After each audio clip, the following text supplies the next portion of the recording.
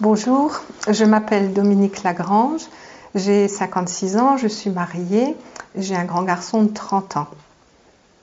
Je suis animatrice laïque en pastorale au service de l'archiprêtrait de Boulay-Bouzonville et au service du vicaire épiscopal de la zone Saint-Nabord. Je suis née avec une double malformation qui n'a été découverte qu'à l'âge de 17 ans. Et à l'époque, vu l'état de mes reins, les médecins m'annoncent que je devrais un jour ou l'autre être en dialyse, voire greffée. Bon, à 17 ans, on a d'autres préoccupations. C'est la période du bac. Je venais de rencontrer celui qui allait être mon mari. Bon, j'ai mis cette nouvelle dans un coin de ma mémoire et puis voilà.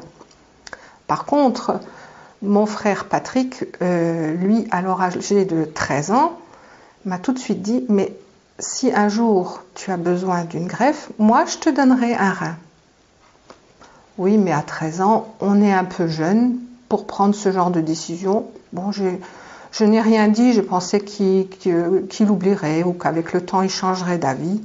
Et puis l'échéance, elle n'était pas pour tout de suite. Mais les années, elles passent vite et me voilà en phase terminale. Le néphrologue m'annonce qu'il faut démarrer la dialyse. Bon, allons-y pour la dialyse. Comme mes veines sont trop fragiles pour supporter une hémodialyse, on me propose la dialyse péritonéale. On me pose un cathéter dans le péritoine que je remplis et vide de toutes les 4 heures d'un liquide qui absorbe les impuretés. Au bout d'un mois, la pression du liquide me fissure la plèvre et envahit tout mon poumon droit. Hôpital, ponction du poumon pour vider tout le liquide. Et bien évidemment, il n'est plus question de dialyse. Du coup, je deviens prioritaire sur la liste d'attente des receveurs potentiels.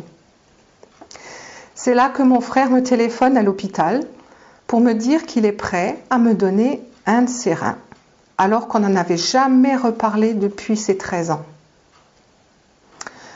Face à la générosité de son geste, j'ai été prise de doute. J'ai vraiment douté, je ne savais pas si je devais accepter ou pas ce cadeau. Parce que accepter l'organe d'un donneur décédé me paraissait beaucoup plus facile, car par-delà la mort de cette personne, je continuais en quelque sorte à le faire vivre à travers ce don. Et puis, le don étant anonyme, j'étais moins impliquée émotionnellement. Par contre, mon frère, lui, il y a des liens. Et puis, c'était un homme marié, père de 3 jeunes enfants, des enfants qui s'inquiétaient pour leur papa. Et c'était difficile à accepter. Son épouse, elle s'est mise en retrait. Elle n'est pas intervenue du tout pour le laisser libre de sa décision. Donc, pour m'aider à éclaircir tout ça et à prendre la bonne décision, je me suis tournée vers un prêtre qui m'a demandé de chercher dans la Bible une parole qui qualifierait le mieux le geste que souhaitait faire mon frère. Ça m'a pris un certain temps. Au bout d'un moment, je suis allée voir ce prêtre avec cette parole. Il n'y a pas de plus grand amour que de donner sa vie pour ceux qu'on aime. Eh bien voilà, m'a dit le prêtre, tu as ta réponse. Et oui, je l'ai, ma réponse. Malgré que mon frère se dise non-croyant, il veut me donner la vie. Il veut me donner la vie.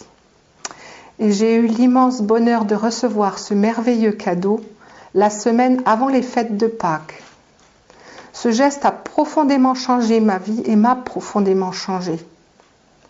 Plus tard, en faisant une relecture de cet événement, je me suis rendu compte que le Seigneur m'a fait juste entrevoir ce que pouvait être la résurrection. Tout le monde disait que j'avais changé. C'était moi, mais en même temps j'étais transformée. Eh bien, si la résurrection, c'est ce que j'ai vécu à cette période, mais à la puissance de Dieu, alors oui, j'adhère.